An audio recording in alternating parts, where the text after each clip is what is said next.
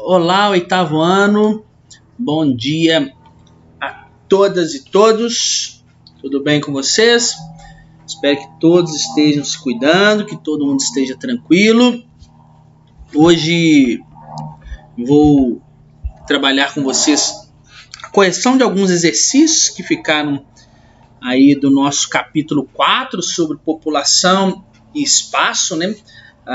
As dinâmicas demográficas mundiais. Não estou corrigindo todos os exercícios, peguei só alguns, tá? Que julguei importante e que trabalham com toda a dinâmica que nós discutimos ao longo desse capítulo, tá bom? Mas se vocês tiverem dúvidas, se persistirem ainda, né, questionamentos, vocês me procurem que a gente, né, vai tentar esclarecer. Vocês podem mandar e-mail, mandar lá no comentário de vídeo, na live, enfim, tem várias possibilidades de vocês me procurarem, tá bom? Então, por mais que a gente já tenha começado o nosso volume 3, né, eu resolvi gravar essa aula aqui para não ter perigo aí da gente, né, ficar com alguma dúvida para a prova, alguma coisa assim. Então, vamos sapecar aqui a correção desses exercícios, beleza? Mas antes, vou pegar aqui uma canetinha, se precisar, vou de amarelo, como diz o Kiko. E vamos embora então. Olha aí, vou colocar essa foto aqui, ser mais vivo. Vamos ver a questão 6. Analise os dados apresentados e responda às questões. Então, ele colocou aí um gráfico que está falando da população, da área e da quantidade de pessoas por habitante. Então tem Bangladesh, Índia, Paquistão, Nigéria, China, Indonésia, México, Estados Unidos, Brasil e Rússia. Tá? Lembre-se que quando eu tenho a população dividida pela área, nós trabalhamos com esse conceito, nós temos a população relativa, também conhecida aí como densidade demográfica. Então vamos ver a letra A. Aponte o fato que justifica Bangladesh possuir densidade demográfica maior do que a China. Então vamos ver aqui. Primeira coisa, Bangladesh tem uma população aqui e a China está aqui. E olha quando eu divido, né? Olha a área de Bangladesh, olha a área da China. Quando eu divido essa população pela área, olha quanto que eu tenho aqui, ó. E olha quanto que eu tenho aqui. Então, por que a densidade demográfica, né, de Bangladesh é maior do que a da China?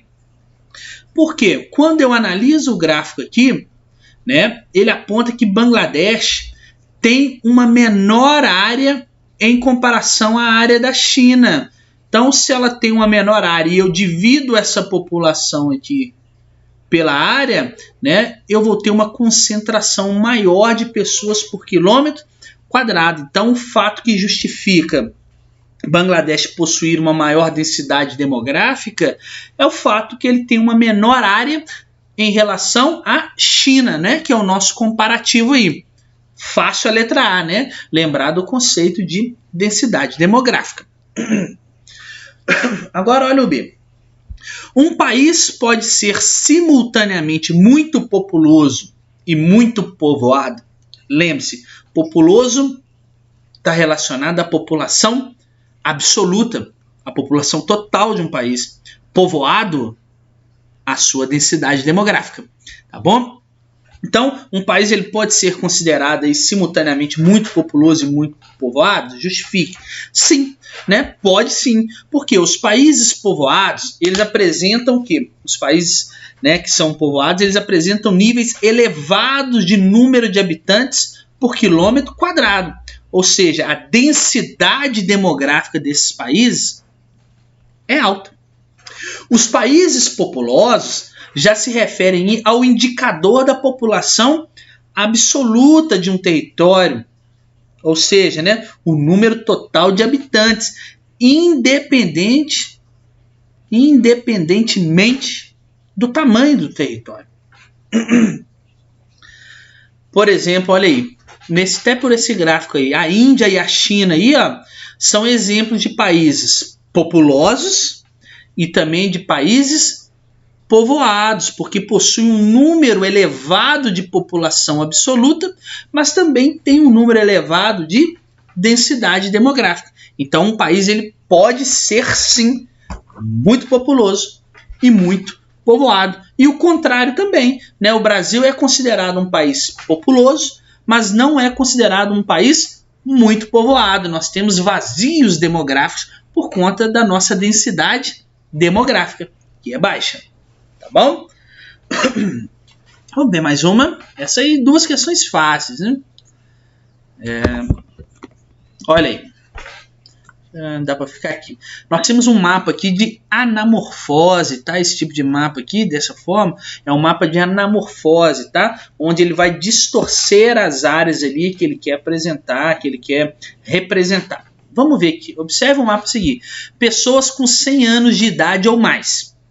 Então, cite as regiões que concentram a faixa etária populacional representada no mapa. Indique a dinâmica demográfica que justifique esse cenário. Então, ele está perguntando aí qual que é o local no mapa que vai concentrar as pessoas com 100 anos ou mais. Vai ser aquelas mais ou menos distorcidas. Então, olha só. O envelhecimento da população é um fato aí que atinge países, diversos países do mundo, claro. No mapa, percebam aí, as regiões que concentram esse fenômeno são os países do hemisfério norte, Estados Unidos, países do continente europeu, o Japão, olha o tamanho do Japão, a China, a Índia, tá? Esses países, a expectativa de vida é muito elevada, tá? Ela é elevada devido ao que? A melhoria nas condições médico-sanitárias, né? Aqueles quesitos que nós já discutimos. E aí o que faz? A população idosa cresce bastante, as pessoas vão viver mais, tá? Esses países, eles já experienciaram, nossa, está difícil hoje, né? Aquela quarta fase da transição demográfica que nós falamos. As pessoas vivem muito. Olha a África aqui, por exemplo. Cadê a África? Olha como que ela foi distorcida. Por quê? As pessoas aqui vivem muito? Não. Olha aqui. Porque aqui são pessoas, eu quero representar, que vivem com 100 anos ou mais. Olha o Japão. As pessoas vivem muito no Japão. Vivem muito aqui nos Estados Unidos e no Canadá. Vivem mais na Europa. Olha a África. Olha grande parte dos países da Ásia. Olha no Brasil. O Brasil está crescendo, né? Até que não vive muito e tal. Mas vive. Em comparação à África, olha o continente, que absurdo. Tá bom? Então vamos corrigir mais uma. Agora eu vou lá para cima. Essa questão aqui eu dividi em algumas partes porque ela é um pouquinho grande, né? Analise o trecho da notícia e o gráfico a seguir e responda. População mundial deve chegar a 10,9 bilhões em 2100, prevê a ONU. Número de pessoas nas regiões mais pobres deve dobrar até o fim do século. Concentrando-se em uma projeção conservadora, a população mundial nas regiões mais desenvolvidas não deve sofrer grandes alterações. O número de pessoas nos países mais ricos cairia se não fosse por um aumento da migração. Metade de todo o crescimento populacional deve se concentrar em apenas 8 países: Nigéria, Índia, Tanzânia, República Democrática do Congo, o Níger, Uganda, Etiópia e Estados Unidos. Nas regiões mais desenvolvidas do mundo, 23% da população tem 60 anos ou mais, e essa proporção deve alcançar 32% em 2050 e 34% em 2100. Então está falando até que a população vai viver mais em algumas porções do globo. Então vamos ver aqui o que vai falar mais.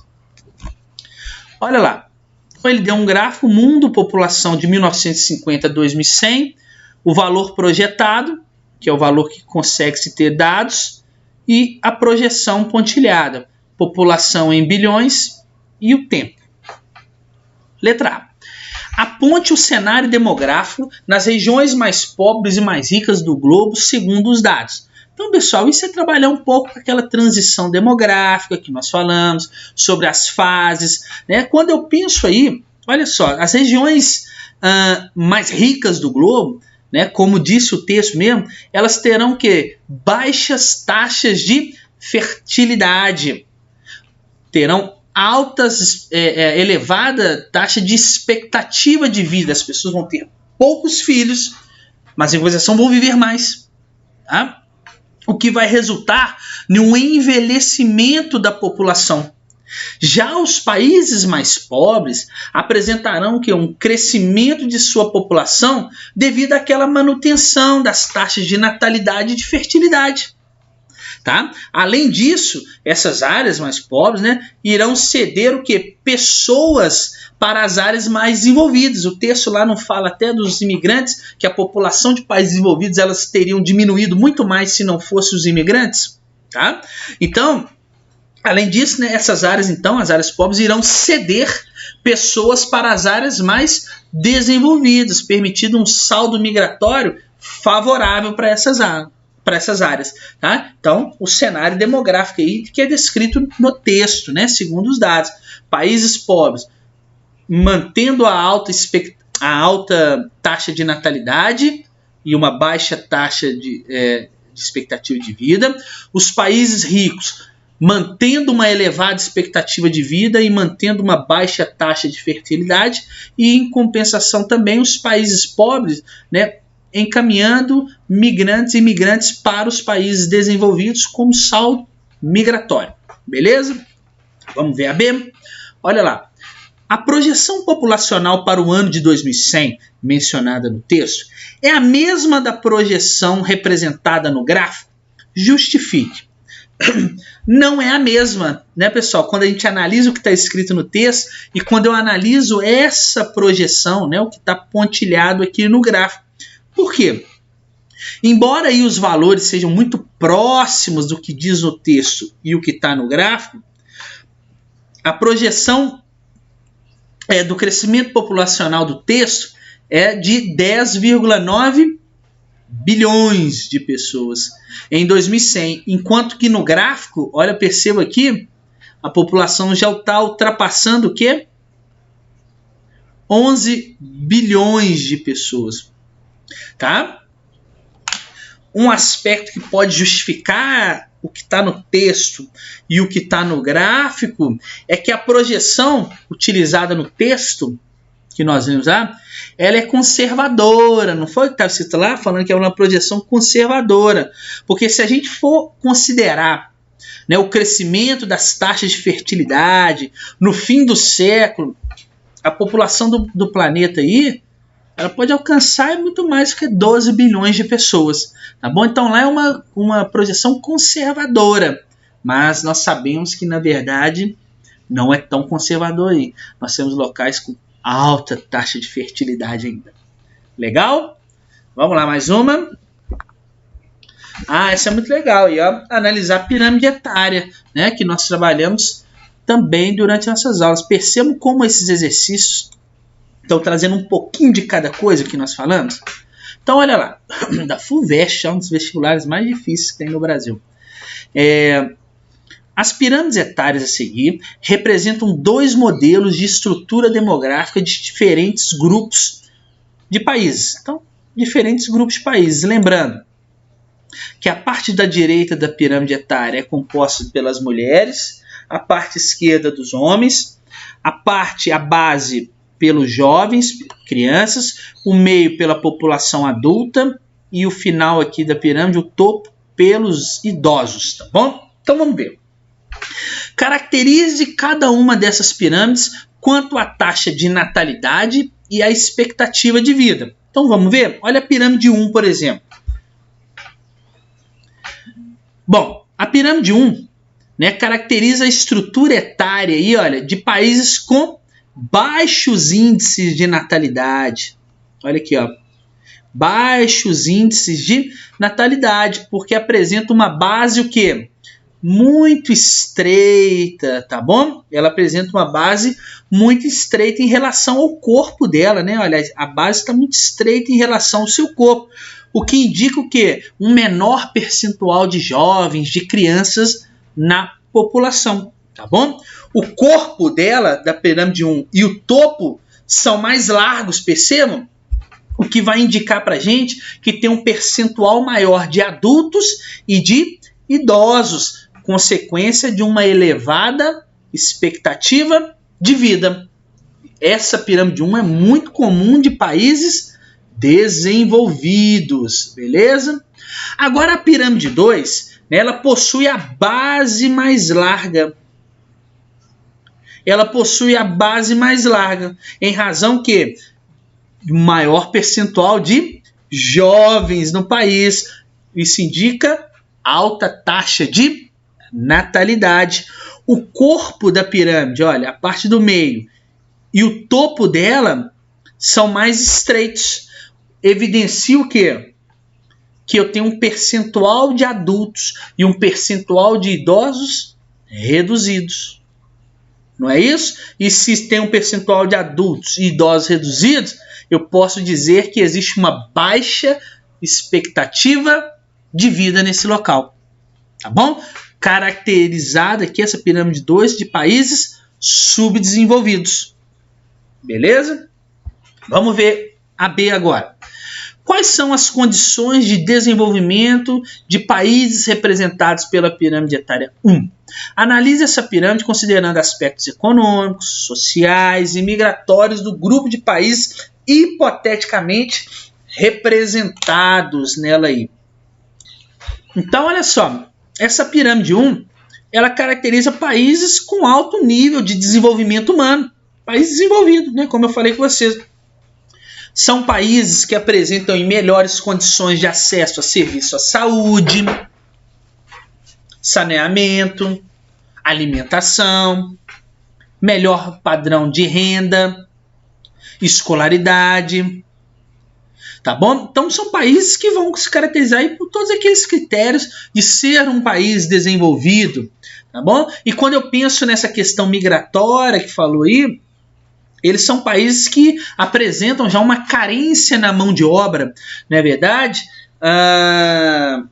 Sobretudo por conta aí, né, da população adulta que, né, se tornou idosa. O país já está se tornando um país idoso ou já é idoso, então eu tenho uma carência de mão de obra e acaba que essa mão de obra é reposta por migrantes, né, por imigrantes que vão a esses países, e muitos desses imigrantes, por exemplo, eles sofrem até com processo de xenofobia, né, com vários problemas que nós já discutimos aí.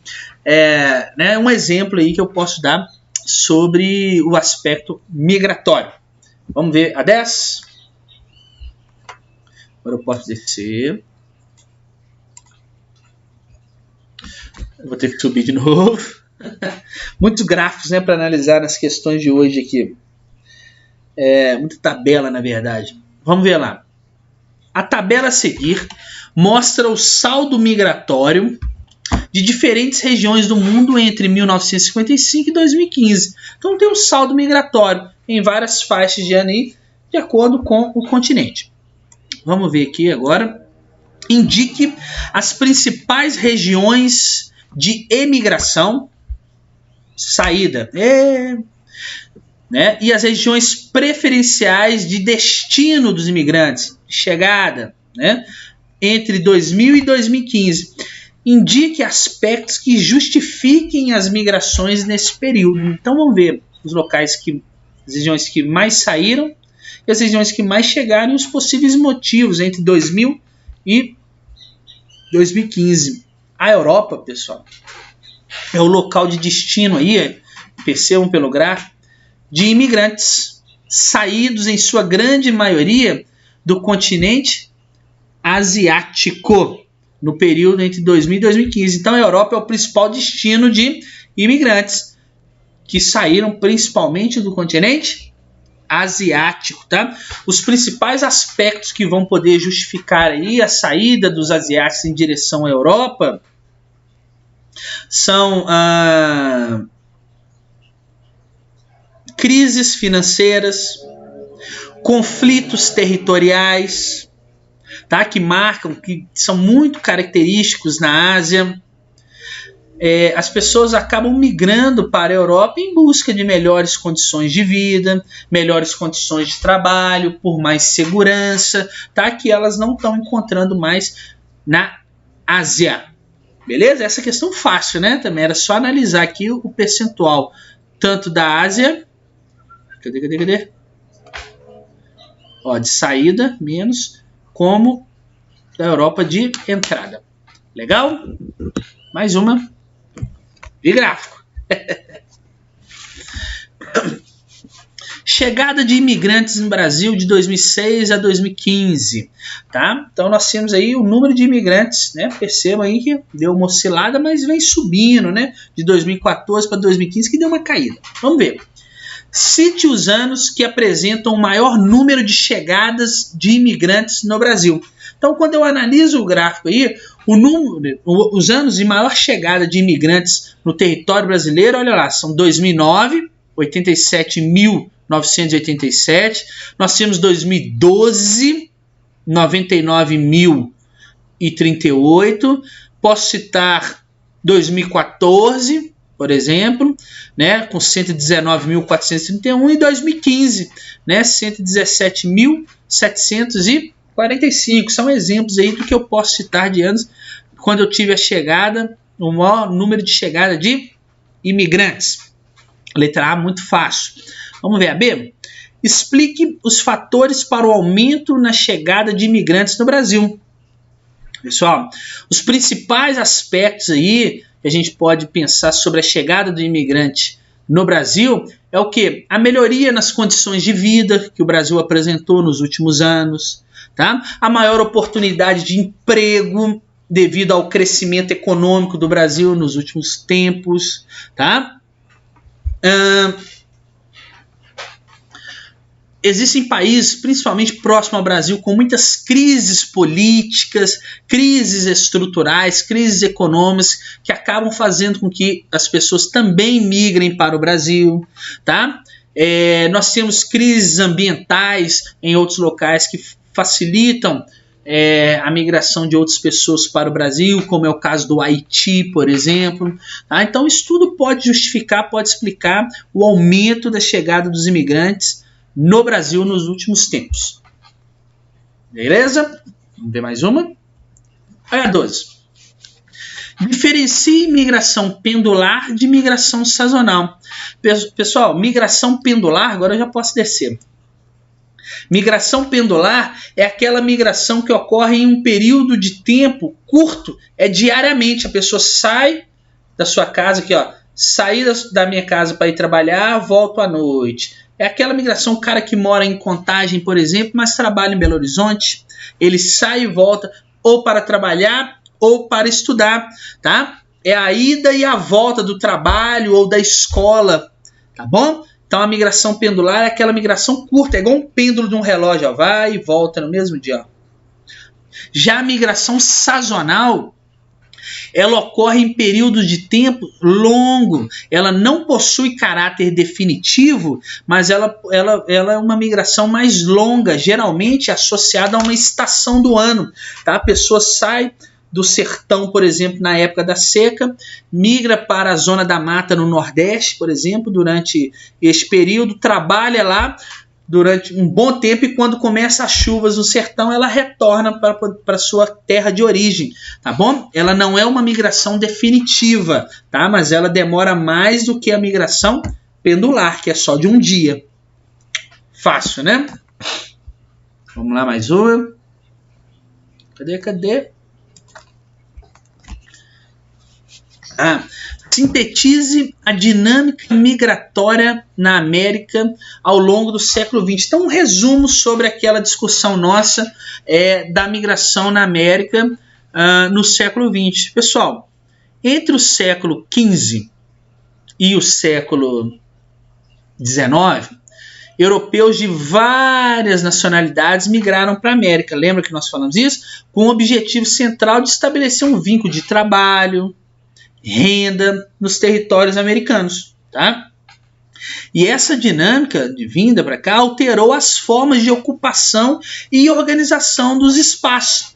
A partir do século XX, que é o foco principal nosso aí, Há um movimento intenso de migrações internas dentro da América, principalmente devido à modernização das atividades produtivas, tá? Nesse período aí a gente destaca o êxodo rural, a urbanização das cidades, né? E atualmente, né, agora bem recente, as crises migratórias marcam a dinâmica do continente americano, tá? As pessoas estão aí em busca de melhores condições de vida e oportunidade de trabalho. Indivíduos de diferentes países se deslocam para regiões com economias mais estáveis, tá? Principalmente para os Estados Unidos. E nesse contexto, podem aparecer, ressurgem movimentos aí nacionalistas, movimentos aí de tônica xenofóbica, né, através da xenofobia, tá? Isso é uma síntese assim, bem resumida sobre a dinâmica migratória no século XX na América. Vamos ver mais uma, acho que foi a última questão que eu separei para vocês. Então, olha lá. Leia o trecho a seguir. A mobilidade do trabalho há tempos constitui um dos principais fatores das migrações. Mais recentemente, embora perceptíveis já há algum tempo, políticas migratórias transnacionais, guerras, conflitos étnicos e religiosos, mudanças climáticas e orientação sexual têm se destacado como motivações relevantes de fluxos migratórios e como chaves de análise para sua melhor... Ixi, eu errei todo o sinal aqui, gente. Ah, meu Deus do céu. Vamos lá. A mobilidade do trabalho há tempos constitui um dos principais fatores das migrações. Mais recentemente, embora perceptíveis já há algum tempo, políticas migratórias transnacionais, guerras, conflitos étnicos e religiosos, mudanças climáticas e orientação sexual têm se destacado como motivações relevantes de fluxos migratórios e como chaves de análise para sua melhor compreensão e formulação de políticas públicas voltadas a migrantes, apátridas, deslocados e refugiados. Agora foi. Eu comecei a ler aqui, comecei a prestar atenção em outra coisa, por isso que eu me bolei. Apresente os motivos dos migrantes e refugiados serem considerados ora como uma solução, ora como um problema para o país de destino. Pessoal, os imigrantes eles podem ser considerados aí a solução para alguns países, né, europeus principalmente, quando essas nações, quando esses países enfrentam problemas oriundos aí da diminuição da sua população economicamente ativa, tá? Além disso, as migrações acabam promovendo a redução da pobreza da humanidade. O problema se relaciona aí ao fortalecimento da xenofobia e ao crescimento de movimentos nacionalistas, né? E nos países de origem dos migrantes ocorre um envelhecimento da população, um desequilíbrio social entre os sexos, né? Principalmente que migram mais homens do que mulheres. Então, esses são os problemas que nós podemos relacionar aí à questão dos migrantes, tá?